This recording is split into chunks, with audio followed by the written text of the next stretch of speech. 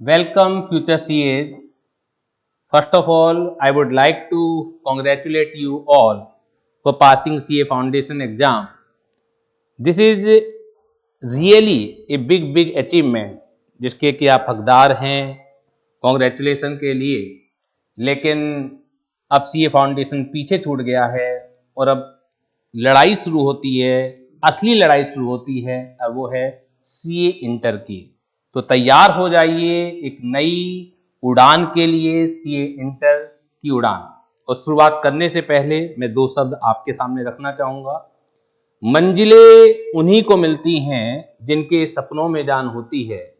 मंजिलें उन्हीं को मिलती हैं जिनके सपनों में जान होती है।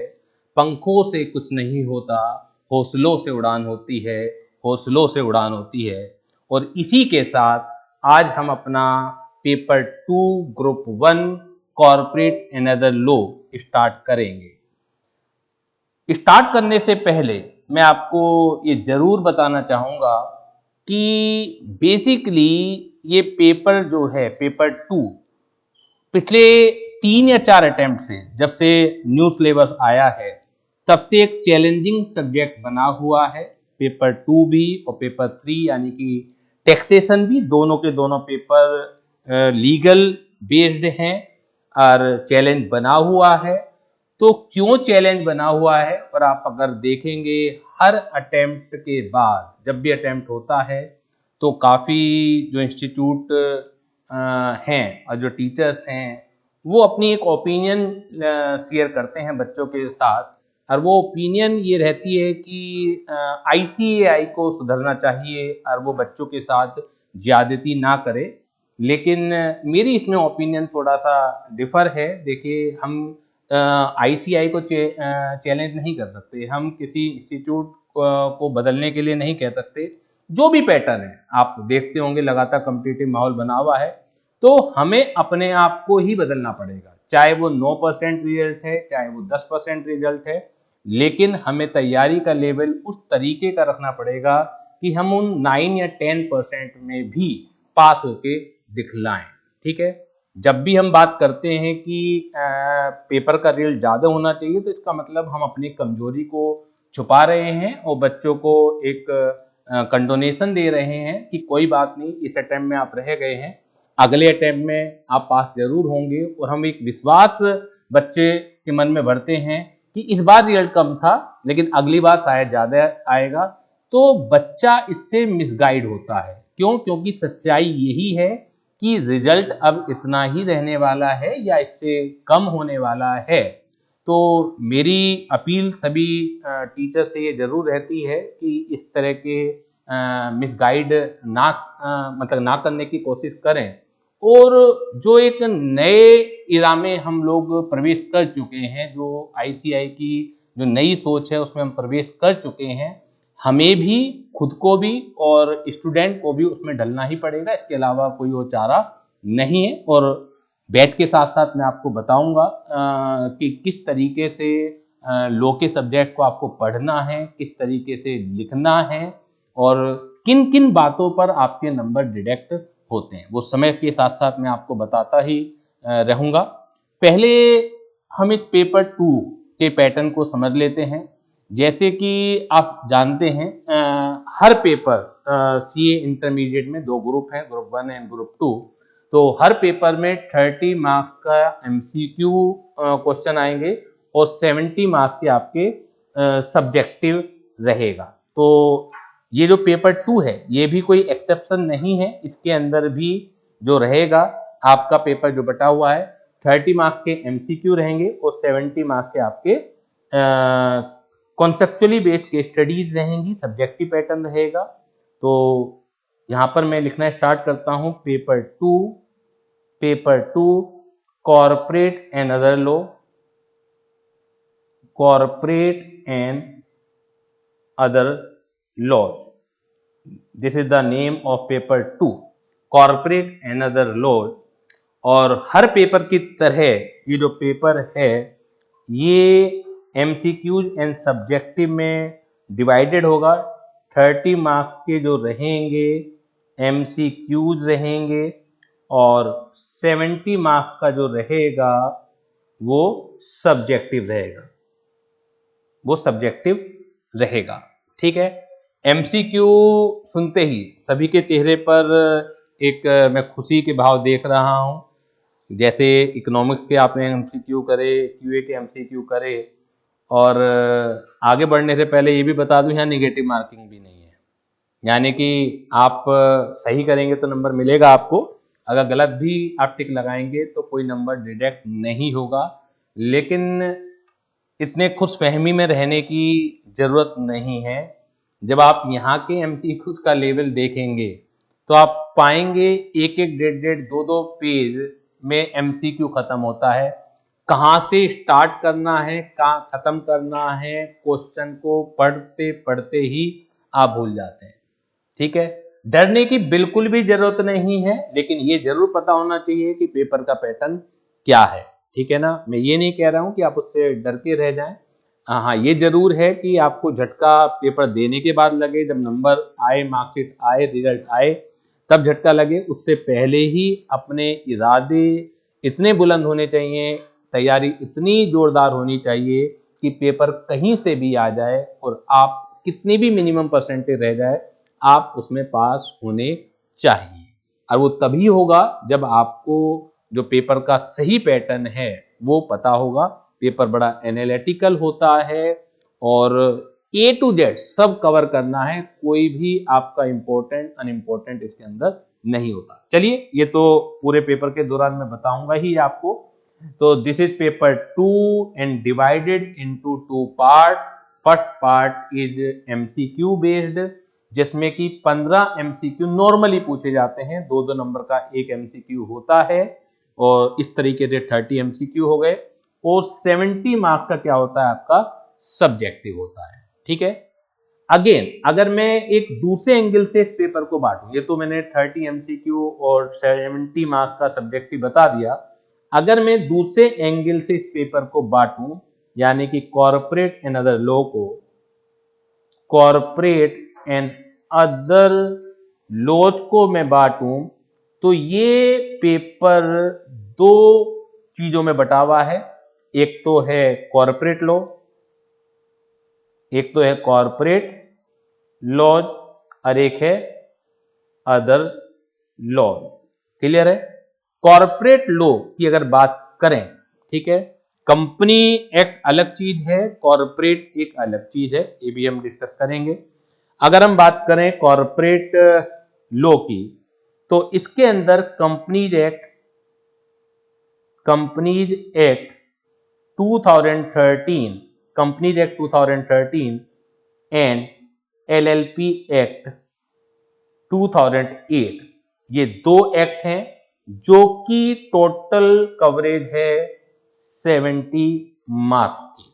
यानी कि कॉर्पोरेट लॉ की जो कवरेज है दैट इज 70 मार्क्स। और इस कॉर्पोरेट लॉ के अंदर दो चीजें शामिल हैं, companies act 2013 and LLP act 2008। तो कौन कौन से शामिल हैं?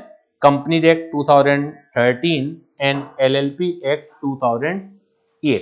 टोटल 70 मार्क्स का है, तो 70 मार्क्स में से भी 70% आपका सब्जेक्टिव रहेगा और 30% आपका क्या रहेगा, एमसीक्यू बेस्ड क्वेश्चन रहेंगे। इट मींस 70 मार्क्स का अगर 30% करेंगे तो 21 मार्क्स के एमसीक्यू बेस्ड होंगे, और आपका जो बैलेंस होगा यानी कि 49 मार्क्स का वो सब्जेक्टिव रहेगा।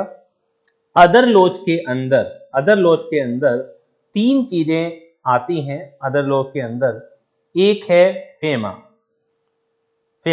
फॉरेन एक्सचेंज मैनेजमेंट एक्ट, पहली बार आपके सामने ये चीज आई है। एक है general clauses act, GCA, general clauses act, और एक है interpretation of statute, IOS. General clauses act और आईओएस दोनों आपको ये बताते हैं how to find out the true meaning of the law. आपको किस तरीके से किसी भी लॉ का, किसी भी स्टेटमेंट का, किसी भी सेक्शन का ट्रू मीनिंग कैसे फाइंड आउट करना है।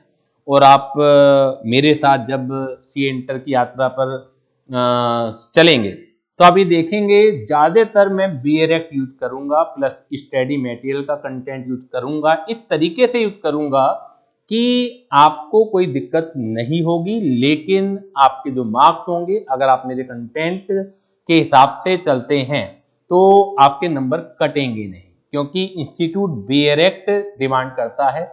बेयर एक्ट बोले तो जब मैं सीए फाउंडेशन के अंदर जो पढ़ाता हूं तो वहां पर भी मैंने कंपनी एक्ट में बेयर एक्ट ही यूज कर रखा है, लेकिन जैसे अगर हम बाकी एक्ट की बात करें, चाहे नेगोशिएबल इंस्ट्रूमेंट की बात करें, चाहे आप इंडियन कॉन्ट्रैक्ट एक्ट की बात करें, तो वहां पर हम लोग बचते हैं बेयर एक्ट यूज करने से, क्योंकि वो आगे की जर्नी में है भी नहीं। लेकिन कंपनी एक्ट में अगर आप देखेंगे जो स्टूडेंट मेरे ही पढ़ाए हुए हैं फाउंडेशन में, तो आप देखेंगे कि कंपनी एक्ट में मैंने वहां पर भी बेयर एक्ट यूज कर रखा है, क्योंकि मुझे आगे तक यहाँ तक आगे की जर्नी उनकी आसान बनानी है। ठीक है, तो कभी भी अपनी लैंग्वेज को नहीं लिखना है कि आप समझें कि पढ़ते वक्त हमें मीनिंग समझ में आ गया और उसे हमने अपने शब्दों में घुमा फिरा के लिख दिया, उस लैंग्वेज के नंबर नहीं है। स्टैंडर्ड लैंग्वेज होनी जरूरी है। मैनी टाइम कई बार बच्चे मेहनत करते हैं, उनके पॉइंट ऑफ व्यू से, उनके एंगल से पेपर बहुत बेहतरीन उनका हुआ है, और उसके बाद भी जब रिजल्ट वाला दिन आता है तो वो देखते हैं, वो पाते हैं कि उतना परफॉर्मेंस उनके उन पेपरों में लो टेक में नहीं रही है। तो यहाँ पर मैं दोनों ही पेपर लेता हूँ, पेपर 2 भी और पेपर 3 भी, टैक्सेशन भी, और 2 दिन बाद टैक्सेशन का भी हम लोग बैच स्टार्ट करने वाले हैं। और आगे बढ़ने से पहले मैं ये भी बता दूं कि रिकॉर्डेड बैच मैं पहली बार लॉन्च करने जा रहा हूं। अदरवाइज हम लोग केवल फेस टू फेस बैच ही पढ़ाते हैं। अभी भी फेस टू फेस बैच हमारी लोकेशन पर चल रहा है, लेकिन जिस तरह से डिमांड आ रही है और दूर दराज के जो बच्चे हैं अब कोशिश करते हैं कि अपने घर पर ही रहकर वो पढ़ना चाहते हैं, तो नाउ आई एम डिसाइडेड कि रिकॉर्डेड बैच बनाए जाएं और उन्हें मार्केट में निकाला जाए। बाकी मैं पिछले 25 साल से पढ़ाई रहा हूँ। मैं उन बच्चों के सामने मुखातिब हो रहा हूँ जो फर्स्ट टाइम मुझे देख रहे हैं। मेरी यात्रा जो है 1998 से स्टार्ट हो गई थी सीए जर्नी की, तो मोर देन 25,000 के आसपास बच्चे ऑलरेडी मैं पढ़ा चुका हूँ और काफ़ी सक्सेस स्टोरी मैंने इस जर्नी के दौरान देखी है।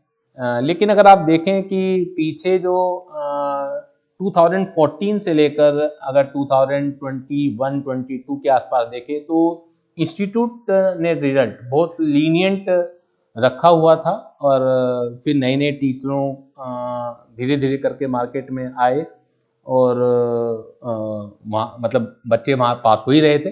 लेकिन अब 2023 से अगेन फिर इंस्टीट्यूट ने रिजल्ट बड़ा टाइट कर दिया। तो हमने तो खैर पूरे 25-30 साल से ये सब उतार चढ़ाव देखे ही हैं। तो now come to the point.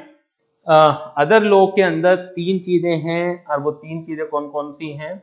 FEMA है, जीसीए है, एंड इंटरप्रिटेशन ऑफ स्टैट्यूट है। ये टोटल कितने मार्क्स का है? 30 मार्क्स का है। जहाँ तक सवाल आईओएस और जीसी है वो करीब करीब एक जैसी बातें अभी मैं डिस्कस कर भी रहा था कि ये 2 एक्ट जो हैं वो हमें इंटरप्रिटेशन सिखाते हैं, वो बेहद जरूरी है। ठीक है, और स्टार्ट करने से पहले जैसे मैंने आपसे बोला ही है, वायदा भी किया है कि यहाँ हम सिर्फ लॉ पढ़ेंगे नहीं, हम लॉ में जिएंगे। किस तरीके से लॉयर सोचते हैं और सीए लिखते हैं, उन दोनों का जो कॉम्बिनेशन है हम यहाँ पर इस्तेमाल करेंगे। तो चलिए, पेपर का पैटर्न मैंने आपको बता ही दिया। एमसीक्यू 30 मार्क्स, 70 मार्क्स सब्जेक्टिव, और अगर दूसरे एंगल की बात करें कॉर्पोरेट एंड अदर लॉ, यानी कि डिवाइडेड किस तरीके से हैं ये मार्क्स, तो 70 मार्क्स कॉर्पोरेट लॉ और 30 मार्क्स आपके हैं अदर लॉ। अदर लॉ के अंदर केवल 3 ही चीजें हैं, छोटे छोटे हैं, वो फेमा है आपका, इसके अलावा आईयूएस है और जीसीए है। फिलहाल हम बात करते हैं कॉर्पोरेट एंड अदर लॉ की। आप कंपनी एक्ट नाम सुनते हुए आते हैं, तो what is the difference between these two terminology, company and corporate? corporate law include Companies Act, but Companies Act does not include all other corporate law. It means कि corporate की जो significance है, कॉरपोरेट वर्ड का जो दायरा है, वो companies act से काफी ऊंचा है, काफी बड़ा है। ठीक है, तो जब पेपर का नाम रखा गया तो वो सोच समझ के आईसीआई ने पेपर का नाम रखा। वो ये भी कह सकते थे कि companies act and other law, लेकिन नहीं बोला उन्होंने, क्योंकि हम केवल इसमें कंपनीज एक्ट की ही बात नहीं करेंगे, हम बात करेंगे कॉरपोरेट की। जैसे एलएलपी एक्ट है तो वो भी कॉरपोरेट लॉ की कैटेगरी के अंदर आता है, but LLP not a company. Clear है? एलएलपी आप फाउंडेशन स्टेट पर भी पढ़ के आए हैं, तो वो सब भी हमें पढ़ना है, और आगे का भी जो वहां छूट गया था वो भी हमें पढ़ना है। अब बात आती है कि सर टोटल कितने सेक्शन हैं, ये सब बात पुरानी है, इसमें मैं ज़्यादा समय नहीं लूँगा आपका। टोटल 473 सेक्शन हैं, जैसा कि आपको दिख रहा होगा, जिसमें से 3 सेक्शन आपके नोटिफाइड नहीं हैं, 430 सेक्शन जो है नोटिफाइड हैं, और 40 सेक्शन जो है डिलीटेड है। इसे याद करने की कोई भी ज़रूरत नहीं है। पुराने कंपनी एक्ट में मोर देन 650 सेक्शन हुआ करते थे, अब इन्होंने कम कर दिए हैं सेक्शन, 470 सेक्शन है। और हमारे सी इंटरमीडिएट की जर्नी में सिर्फ और सिर्फ सेक्शन 1 से लेकर 148 तक है। जो हमारी सीए की जर्नी है तो उसके अंदर सेक्शन 1 टू सेक्शन 148 ही हमें पढ़ने हैं। ठीक है, 470 सेक्शन नहीं पढ़ने हैं। हाँ, इसके अलावा कुछ सेक्शन 370 एंड ऑनवर्ड्स जो सेक्शन फॉरेन कंपनी से रिलेटेड हैं, एक चैप्टर वो भी इंस्टीट्यूट ने दिया है जो इस सीरीज के अंदर नहीं आता है। तो सेक्शन 1 टू 148 नहीं आता है, लेकिन एक चैप्टर और फॉरेन कंपनी का दिया है, तो वो और अलग से हमें पढ़ना है हमें अपनी सीए इंटरमीडिएट की जर्नी के अंदर।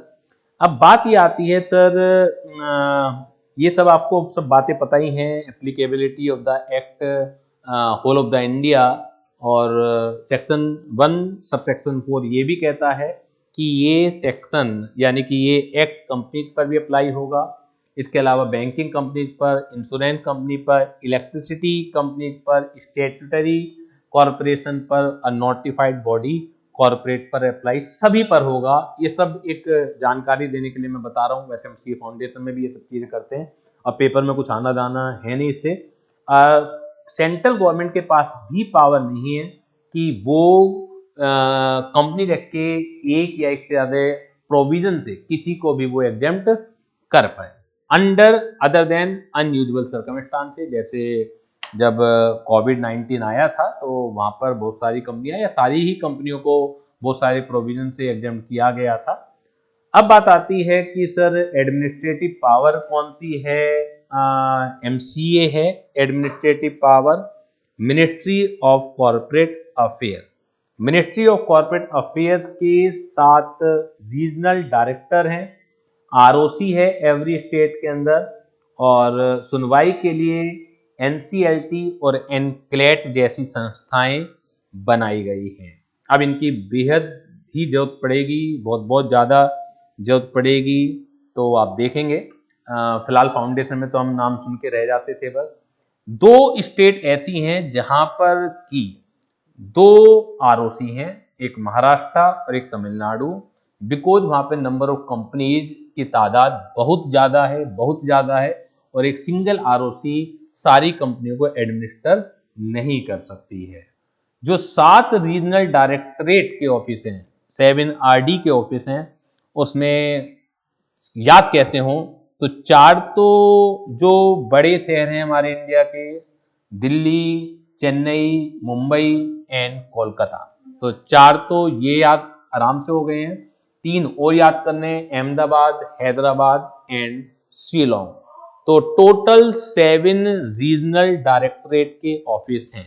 ठीक है, जो आपको याद होने ही चाहिए। ऑल्दो इन पॉइंट से भी तो कोई क्वेश्चन पूछा नहीं गया, लेकिन मैं इस गुंजाइश को भी नजरअंदाज नहीं कर सकता कि पूछा नहीं जाएगा। सीए इंटरमीडिएट में ये गलती बिल्कुल भी ना करें। जो आपको पढ़ाया जा रहा है, जितना पढ़ाया जा रहा है उतना अच्छे तरीके से आपको अंडरस्टैंडिंग के साथ उसे अच्छे तरीके से करना है, कुछ भी नहीं छोड़ना है। कुछ भी छोड़ने का मतलब है आप सुसाइड कर रहे हैं, कुछ नहीं पता क्या आ जाए। मीनिंग ऑफ कंपनी की अगर बात करें तो स्टैट्यूटरी डेफिनेशन तो बेहद ही इजी है कि company means A company which is registered under this act or any of previous companies law। Previous company law की बात करें तो कंपनी एक्ट 1956 या उससे भी पहले, जैसे कंपनी एक्ट 1925 भी था, उससे भी पहले भी था। As defined by Justice Lindley, कोई भी जरूरत नहीं है। यहां तक की जो चीजें हैं मैंने सीए फाउंडेशन से ही कट शॉर्ट की हैं, तो जस्टिस लिंडले की हमें कोई आवश्यकता नहीं है। हमें जो लीगल डेफिनेशन है, जो स्टैट्यूटरी डेफिनेशन है, उस तक हमें सीमित रहना है। अब बात आती है कि सर टाइप्स ऑफ कंपनी क्या है, काइंड्स ऑफ कंपनी क्या है। और अगर हम काइंड्स ऑफ कंपनी की बात करें तो अलग अलग आधार पर हम अलग अलग वैरायटी में बांट सकते हैं। हम रजिस्टर्ड कंपनी की बात करें, ऑन रजिस्ट्रेशन के आधार पर अगर हम बात करें तो रजिस्टर्ड कंपनी हो सकती हैं, अनरजिस्टर्ड कंपनी हो सकती हैं और स्टैट्यूटरी कंपनी भी हो सकती हैं, अगर हम बात करें रजिस्ट्रेशन के आधार पर। बस आपको मालूम होना चाहिए, यहाँ से वर्ड टू वर्ड की जरूरत नहीं पड़ेगी। तो registered company means A company that is incorporated and registered under the Companies Act 2013 or under any of the previous companies law such as Companies Act 1956।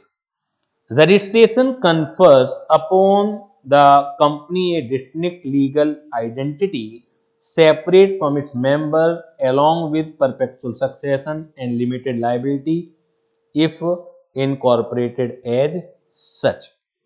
इस तरह की जो कंपनियां हैं जो अस्तित्व में आती हैं वो आफ्टर प्रोसेस ऑफ लीगल ही अस्तित्व में आती हैं। लीगल तरीके से उनका इनकॉर्पोरेशन होता है तो ही वो एग्जिस्टेंस में आती हैं, जो मैं रजिस्टर्ड कंपनी की बात कर रहा हूं। Such company comes into existence only after completing the legal process of registration with the registrar of company as prescribed under the companies act. ठीक है, ये सिर्फ जानकारी के लिए मैं आपके सामने रख रहा हूं, इसकी बहुत ज्यादा डिटेलिंग की जरूरत नहीं है। बाकी सब चीजों की डिटेलिंग की जरूरत है, हम धीरे धीरे करके करेंगे। आप मेरे साथ जुड़े हैं तो, और मैं ये भी बता दूं खासतौर से, क्योंकि जैसे मैं बता रहा हूं कि फर्स्ट टाइम मैं रिकॉर्डेड बैच लॉन्च कर रहा हूं, तो जो बच्चे सामने बैठे हुए हैं तो उनके लिए तो दोनों ही सुविधाएं हैं, फेस टू फेस भी प्लस रिकॉर्डेड भी उन्हें पूरी सुविधा दी जाएगी। तो YouTube पर मैं पहली बार जो पहला चैप्टर है काइंड्स ऑफ द कंपनी, ये फ्री ऑफ कॉस्ट मैं डालने वाला हूं। और ये बैच जो है मेनली मई 2026 और सितंबर 2026 के लिए बनाया जा रहा है। जनवरी 2026 के बच्चे भी इसमें शामिल हो सकते हैं, लेकिन क्योंकि बहुत कम समय रह गया है जनवरी 2026 के लिए, तो शायद पूरा बैच नहीं हो पाएगा तो तब तक। लेकिन जनवरी 2026 में भी कोई सिलेबस तो चेंज है नहीं, तो मई 2026 के बच्चे आराम से ज्वाइन कर सकते हैं, सितंबर 2026 के बच्चे आराम से ज्वाइन कर सकते हैं। जनवरी वाले बच्चे अगर मेरे से कांटेक्ट करना चाहेंगे तो मैं जो भी हेल्प हो सकती होगी, जो भी हेल्प बन सकती होगी वो मैं जरूर करूंगा। तो टाइप्स ऑफ रजिस्टर्ड कंपनी, अगर रजिस्टर्ड कंपनी के टाइप की बात करें तो अलग अलग आधार पर भी टाइप्स अलग अलग हैं। अगर हम पहला आधार बात करें बेस्ड ऑन लायबिलिटी, तो लायबिलिटी के आधार पर बात करें तो लिमिटेड कंपनी हो सकती है और अनलिमिटेड लायबिलिटी वाली भी कंपनी हो सकती है। Limited company can be further divided into limited by share and limited by guarantee. Limited liability वाली कंपनी भी हो सकती है लाइबिलिटी के आधार पर, और अनलिमिटेड कंपनी भी हो सकती है, लाइक जैसे पार्टनरशिप फर्म। अब आप कहेंगे कि सर अनलिमिटेड लाइबिलिटी वाली कंपनी है तो कंपनी बना के फायदा ही क्या है, वो हम देखेंगे। लेकिन लाइबिलिटी मेंबर्स की अनलिमिटेड भी हो सकती है। ऐसा मत सोचिए कि कंपनी बना के सिर्फ लाइबिलिटी लिमिटेड ही होती है। एक फीचर है कि लिमिटेड लाइबिलिटी आप कर सकते हैं, और लिमिटेड भी दो तरह की होती है, लिमिटेड बाय शेयर और लिमिटेड बाय गारंटी। फर्दर ये किसी और एंगल से पब्लिक कंपनी और प्राइवेट कंपनी में भी कन्वर्ट होती हैं, कन्वर्ट नहीं मतलब फर्दर क्लासिफाइड होती हैं। तो based on liability registered company can be limited liability company, यानी कि liability of member is limited by share और गारंटी। लिमिटेड लाइबिलिटी वाली कंपनी भी क्या होती है, लिमिटेड बाय शेयर और limited by guarantee. Unlimited companies यानी कि liability of member is not limited to their share holding. जैसा कि एक पार्टनरी फर्म में पार्टनर की लाइबिलिटी अनलिमिटेड होती है, उसी तरीके से मेंबर्स की लाइबिलिटी भी अनलिमिटेड होती है अगर if you are forming unlimited company. Sir अंतर क्या हुआ? अंतर सिर्फ ये हुआ कि जो क्रेडिटर हैं, जो लेनदार हैं, फर्म के अंदर directly sue on partner, but in case of unlimited liability company जो लेनदार हैं can not directly sue on member, वो कंपनी पर स्यू करेंगे और कंपनी के रिप्रेजेंटेटिव फिर मेंबर के ऊपर स्यू करेंगे लेनदारी को पूरा करने के लिए। ये अंतर तो जरूर है, अदरवाइज लाइबिलिटी अनलिमिटेड है। Based on ownership and control अगर बात करें तो पब्लिक कंपनी हो सकती है, प्राइवेट कंपनी हो सकती है, इनकी डिटेल हम पढ़ेंगे, डिटेल चर्चा हम करेंगे, ठीक है। लीगल रिकॉग्निशन अगर हम रजिस्टर्ड कंपनी की बात करें, ये registered company enjoy corporate personality, meaning it can own property, sue and be sued and enters into contract in its own name। Unlimited company में क्योंकि कंपनी का जो मेन फीचर होता है after registration it enjoy separate legal entity, तो इसका मतलब है कंपनी का डेट कंपनी का है, मेंबर का नहीं है। लेकिन मेंबर की लायबिलिटी बिकॉज अनलिमिटेड है तो creditor sue on company and in turn company sue on member to recover the debt। Clear है? डायरेक्टली मुकदमा नहीं हो सकता क्योंकि मेंबर उनके गुनाहगार नहीं है लेनदारों के। लिमिटेड में कर ही नहीं सकते, जितना भी कंपनी के पास प्रॉपर्टी है या लायबिलिटी मेंबर की उतना ही क्रेडिटर को मिलेगा, उससे ज्यादा नहीं मिलेगा। क्रेडिटर को नुकसान खुद बियर करना पड़ेगा, वो कंपनी से डिमांड नहीं कर सकते। क्लियर? इस तरह की कंपनियों के example Reliance industry limited, Infosys, Tata consultancy service आप अच्छी तरीके से जानते हैं, समझते हैं। मैं भी इनमें डिटेलिंग में नहीं जा रहा हूं, डिटेलिंग हम पब्लिक प्राइवेट गवर्नमेंट कंपनी अभी करेंगे। एक ओवरव्यू दे रहा हूं कि अगर ये नाम आते हैं, रजिस्टर्ड क्या होती है, ठीक है ना, अनरजिस्टर्ड क्या होती है। तो रजिस्ट्रेशन के आधार पर रजिस्टर्ड कंपनी हो गई, फिर रजिस्टर्ड कंपनी को भी लायबिलिटी के आधार पर बांटे तो लिमिटेड लायबिलिटी और अनलिमिटेड हो गई। अभी इसके बारे में भी पढ़ेंगे, अभी हम बात कर रहे हैं रजिस्टर्ड के आधार पर, तो रजिस्टर्ड हो गई। उसके बाद आती हैं आपकी चार्टेड कंपनी, जो कि फिलहाल ऑपरेशनल नहीं है, लेकिन कहीं सुने आप तो चार्टेड कंपनी क्या होती हैं। चार्टेड कंपनी का प्रचलन इंग्लैंड में तो थोड़ा बहुत अभी भी है, और पहले भी जो था वो यूके के अंदर ही प्रचलन में था। इसके अंदर जो एम्परर होते थे, जो किंग होते थे, जो राजा महाराजा होते थे, क्योंकि यूके में अभी भी बहुत सारे देश इस तरह के हैं, अभी भी वहाँ इलेक्शन वगैरह ज़्यादा नहीं होते हैं, राजशाही राजतंत्र के माध्यम से ही वहाँ की सरकारें चलाई जाती हैं। तो जो एम्परर, जो किंग या क्वीन एलिजाबेथ आपने नाम सुना होगा, तो ईस्ट इंडिया कंपनी का नाम सुना होगा, तो that was the chartered company. That was नहीं, that is the chartered company, क्योंकि वो अभी भी है, ठीक है ना, अभी भी खत्म नहीं हुई है। तो वो एक स्पेशल पावर से जो पावर एम्परर उस देश का, उस जगह का या क्वीन उस पावर को देती थी, और अलग से ही उनका लिए सब कुछ स्टैंडर्ड पावर ड्यूटीज सब उसी एक्ट से तय होती थी। तो ऐसी कंपनियों को क्या कहा जाता है? चार्टेड कंपनी, जिनका कोई प्रचलन इंडिया में तो है ही नहीं और अब तो वैसे भी नहीं है, आपको बस मालूम होना चाहिए। A chartered company is a company incorporated under a royal charter granted by the monarch, monarch बोलते हैं बेसिकली किंग वगैरह को, ठीक है ना, और सावरेन अथॉरिटी, सावरेन यानी कि जो एक स्वतंत्र अथॉरिटी उस देश की, उस जगह की। This form of company was historically significant during the colonial era, particularly in the United kingdom, UK में ही इनका प्रचलन था और अभी भी थोड़ा बहुत है। When monarchs यानी कि kings granted special charter to bodies for trade, exploration or professional regulation, the company derived its existence from the charter issued by the crown, not from general company law. Special rights and privileges. Chartered companies often enjoy exclusive rights and monopolies granted by the states, such as trading privileges, governance rights, or territorial authority. Limited modern relevance. The concept of chartered company has largely historical importance today. Regulatory framework.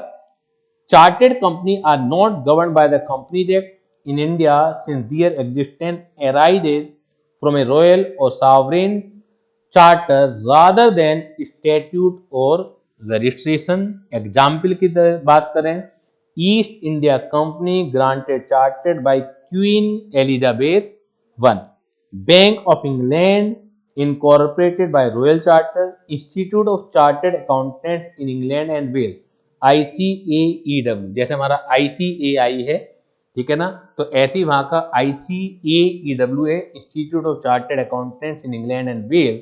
This is the chartered company.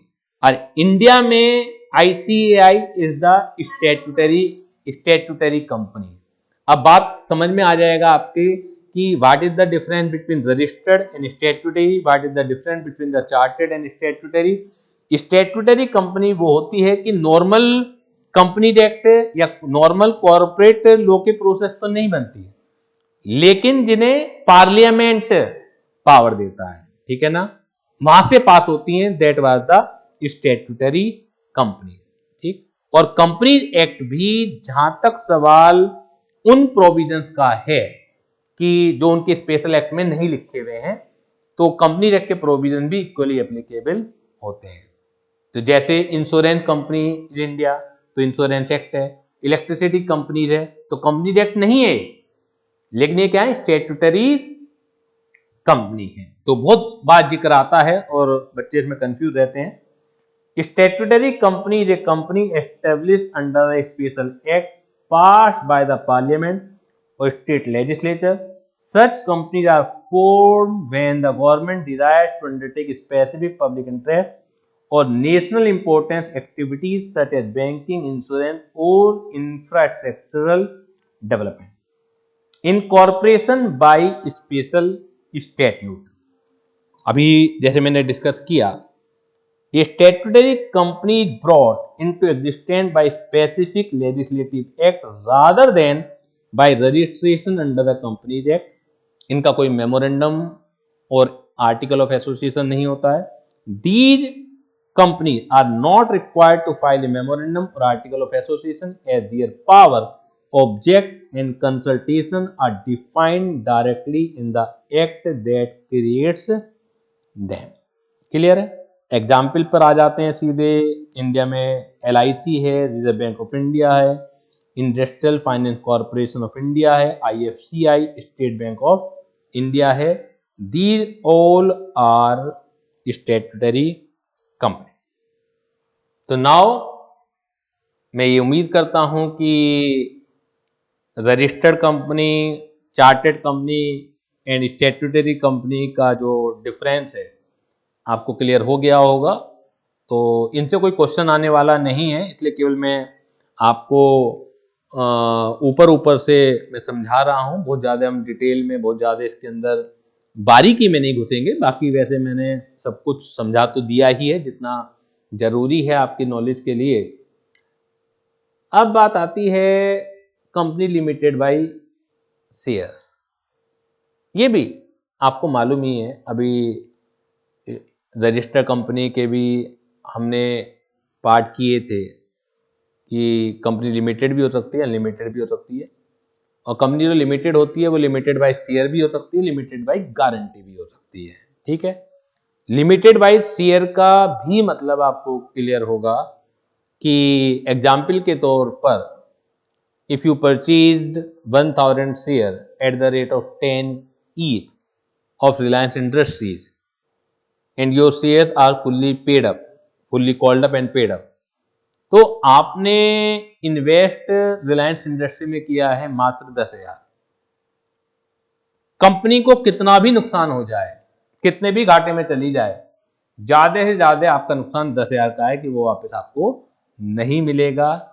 इस तरह की presumption, इस तरह की जो सोच है उसे कहा जाता है limited by share.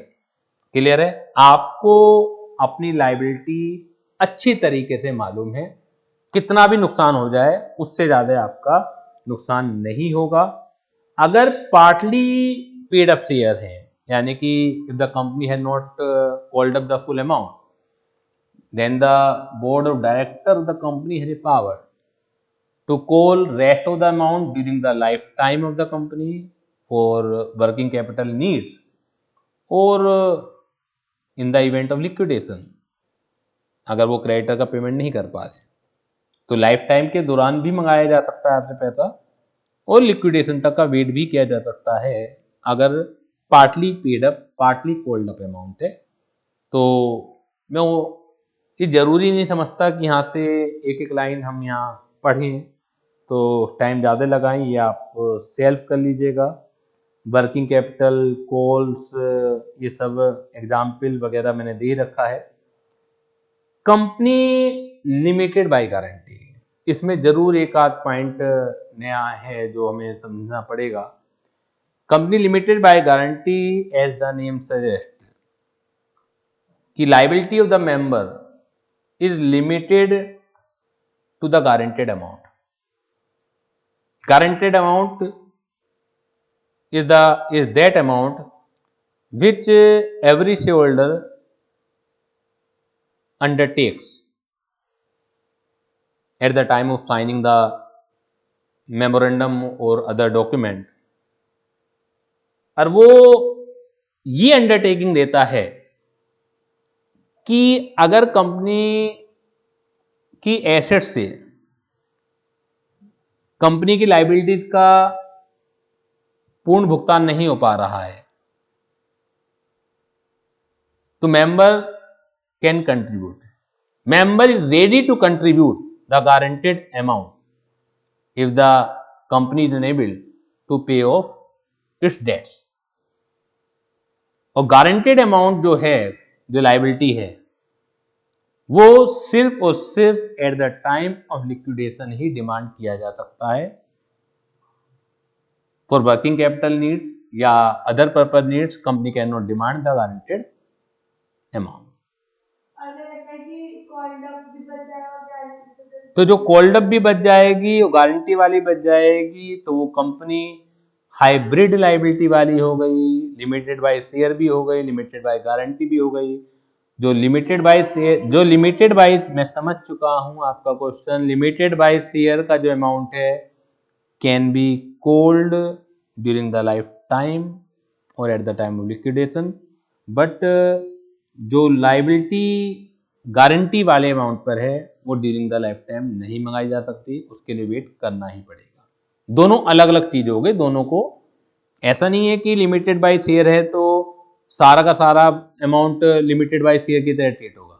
Limited by share वाला अमाउंट लिमिटेड बाय शेयर का फीचर लगेगा, और जो लिमिटेड बाय गारंटी वाला अमाउंट है उसमें गारंटी वाला ही फीचर एप्लीकेबल होगा। लिक्विडेशन के टाइम पे अगर कोई कंपनी, तो जरूरी कि हर कंपनी शेयर बांटे, अगर कंपनी के पास शेयर कैपिटल नहीं है तो लिमिटेड बाय शेयर हो कैसे जाएगी? नहीं, सारी कंपनी के पास शेयर होते हैं। मैं ये नहीं कह रहा हूँ। अगर लिमिटेड बाय गारंटी तो शेयर्स नहीं देगी कंपनी। दे सकती है, तो उसमें दोनों चीजें आ गई ना। ये तो मैं समझाने की कोशिश कर रहा हूँ कि लिमिटेड बाय शेयर भी आ गया, लिमिटेड बाय गारंटी भी आ गया।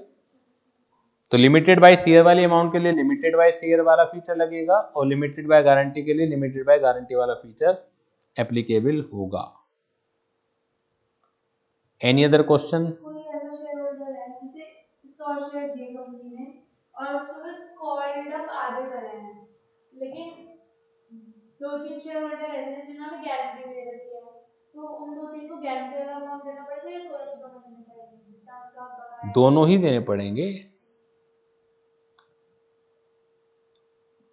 Legal liability upon winding up, ये गारंटी वाला की हम बात कर रहे हैं, इसमें थोड़ा सा ये सब चीजें नहीं पढ़ानी है। Each member undertakes to contribute to the company's assets to pay off debts and liabilities incurred while he was a member or within 1 year after he ceased to be the member. ये चीज important है। To cost and expenses of the winding up to the adjustment of rights among the contributories. ये पहला point जो है, दो तरह की कंट्रीब्यूटरीज होते हैं member, list A of contributories and list B of contributories. List A of contributories are those member who are the present member at the time of liquidation. Firstly, if company is unable to pay off its debts, then company call list A of contributory. But अगर list of contributory से भी पूरा नहीं हो पा रहा है तो company has a right to call list B of contributories. List B of contributories वो होते हैं जिन्होंने लिक्विडेशन से 1 साल के अंदर ही शेयर बेचे थे, यानी कि जो within 1 year from the date of liquidation कभी मेंबर थे और अब नहीं है। अगर अब हैं तो लिस्टे हो गए, लेकिन वो विद इन 1 ईयर थे और अब नहीं है, तो those members are called list B of contributories. पहला demand list A of contributory से ही की जाएगी, second demand list B of contributory से करनी पड़ेगी अगर list A of contributory unable है। तो ये पता होना चाहिए। List of contributories at the time of winding up, list A contributed current member at the time of winding up primarily liable to pay the guaranteed amount. List B contributed part member who ceased to be the member within 12 months before winding up secondarily liable only if A contributions are insufficient. ये member wise बताओ ना, ये share wise थोड़ी करो।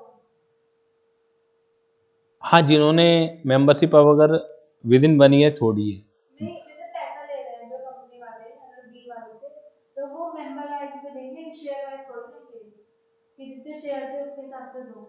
Guarantee वाला amount तो वो तो हर शेयर होल्डर्स ने उसे पता है, वो अंडरटेकिंग ले रखी है कि मैं कितने गारंटेड अमाउंट के लिए लायबल हूं। अब बता रहा हूं अब वो अमाउंट पर शेयर के हिसाब से भी हो सकती है गारंटी, या इन टोटो भी हो सकती है कि एज ए शेयर होल्डर में टोटल पर शेयर के हिसाब से है, किसी ने 10,000 दिए, उसने 500 बेच दिए, 500 रख लिए, तो एक ही लिस्ट में आएगा। और जो लिस्ट ए है वो तो प्रेजेंट मेंबर है ही। If a member guarantees 5,000, he will only be liable to pay 5,000 during winding up, even if the company debt exceeds that amount. Unlimited company means a company where there is no limit on the liability of its member. ये paragraph self पढ़ लीजिएगा। Normally जो unlimited companies हैं उनकी market में creditability बेहतर होती है।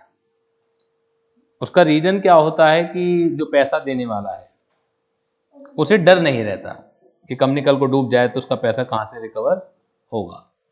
वो कंपनी के जो फाउंडर होते हैं, जो प्रमोटर होते हैं, शेयर होल्डर्स होते हैं, उनकी फाइनेंशियल पोजीशन को देख के भी उधार दे सकता है। जनरली जो प्रोफेशनल्स लोग होते हैं, चार्टर्ड अकाउंटेंट्स हैं, वकील हैं, डॉक्टर्स हैं, वो अनलिमिटेड कंपनी जनरली बनाते हैं। क्लियर? तो ये आप पढ़ लीजिएगा। अब असली जो पढ़ाई शुरू होती है सीए इंटरमीडिएट की, अभी तो बस थोड़ा थोड़ा सा जानकारी मैं दे रहा था और क्लास भी पहली ही है। अब असली पढ़ाई शुरू होती है यहाँ से। इनमें से बहुत सारी डेफिनेशन हम लोग सीए फाउंडेशन में भी हम लोगों ने साथ साथ की थे, लेकिन वहाँ क्वेश्चन पूछने का तरीका और यहाँ क्वेश्चन पूछने का तरीका में अंतर आ जाता है। प्लस जिस तरीके से आप आंसर लिखेंगे और आईसीआई किन किन बातों पर आपके नंबर डिडक्ट कर सकता है, वहां जमीन आसमान का अंतर है। कुछ क्वेश्चन तो आपको वही मैंने यहाँ दे रखे हैं जो सीए फाउंडेशन में भी आए हुए हैं, जो मैंने इसका क्वेश्चन बैंक तैयार करा हुआ है। तो ये मत सोचिएगा कि ये सारा सीए इंटरमीडिएट में ही आए हुए क्वेश्चन है। केवल डेप्थ को समझाने के लिए plus number of variety question है, क्योंकि आने के लिए जो सीए फाउंडेशन में आया वो सीए इंटरमीडिएट में भी आ सकता है। ठीक है, तो वो वाले भी दे रखे हैं। और कुछ ऐसे जरूर मिलेंगे आपको क्वेश्चन, आधा क्वेश्चन बैंक तो ऐसा ही मिलेगा जो सीए इंटरमीडिएट में ही आए हुए हैं। ठीक है, चांसेस वैसे कम रहते हैं इस चैप्टर से आने के। उसका रीजन है कि आईसीआई नोज की ये चैप्टर हम फाउंडेशन में चेक कर चुके हैं, हम बच्चे की नॉलेज चेक कर चुके हैं इसमें, तो चांसेस कम है। लेकिन ये नहीं कह सकते कि आप बिल्कुल चांसेस नहीं है, आते तो हैं ही हैं। अब जैसे पिछले 2 अटैम्प्ट जो सितंबर 25 और मई 25 इस चैप्टर से आया ही नहीं है, तो यूँ कहिए कि जनवरी 2026 में, मई 2026 में चांसेस बढ़ गए। अगर इन 2 अटैम्प्ट में भी नहीं आएगा तो सितंबर 2026 में और चांसेस बढ़ जाएंगे। बाकी कोई सा ऐसा चैप्टर नहीं है, मतलब इसे छोड़ दीजिए, एक अगला इनकॉर्पोरेशन छोड़ दीजिए और एक उससे अगला मेमोरेंडम छोड़ दीजिए, क्योंकि मेमोरेंडम भी हम आधा फाउंडेशन में पढ़ के आए हैं और बाकी बचा हुआ यहाँ पढ़ेंगे। जो बाकी बचा हुआ यहाँ पढ़ेंगे वो कुछ ज़्यादा कुछ नहीं है, वो टेक्निकल है भी नहीं, वो रेक्टिफिकेशन है। तो उसके बाद जो चैप्टर्स होते हैं, तो कोई ऐसा चैप्टर नहीं है कि जब आईसीआई क्वेश्चन ना पूछता हो। हर चैप्टर को, हर पॉइंट को वो टच करता है। और इस बार का जो पेपर रहा है सितंबर 25 का, तो बड़ा हल्ला मचा हुआ है। आप यूट्यूब पर देखें, हाहाकार मचा हुआ है। हर एक टीचर आईसीआई को कोस रहा है। लेकिन मेरा अगेन फिर आप लोगों से भी, जो यूट्यूब के माध्यम से मेरी क्लास को देख रहे हैं, सबसे ये कहना है कि हमें अपने आप को ही बदलना पड़ेगा। अगर मैं भी आईसीआई को कोसना शुरू कर देता हूँ तो इट मीन्स मैं अपनी जो भावी पीढ़ी है, जो फ्यूचर चार्टर्ड अकाउंटेंट हैं, उनके मन में ये भरने की कोशिश कर रहा हूँ कि आपका तैयारी का लेवल बिल्कुल अप टू डेट है। आईसीआई की ही गलती है, वो गलती का मतलब ये होता है कि इस बार गलती है, शायद आगे ना दोहराई जाए, तो आप अपना लेवल कभी नहीं बढ़ा पाएंगे। आईसीआई ने अगर अपना स्टैंडर्ड बढ़ाया है तो अब उस स्टैंडर्ड के अनुरूप ही हमें चलना पड़ेगा। हम उसे दोष देके काम नहीं चला सकते, ये तो क्लियर कट है। अब वो स्टैंडर्ड बढ़ेगा तभी जब आप जो मार्केटिंग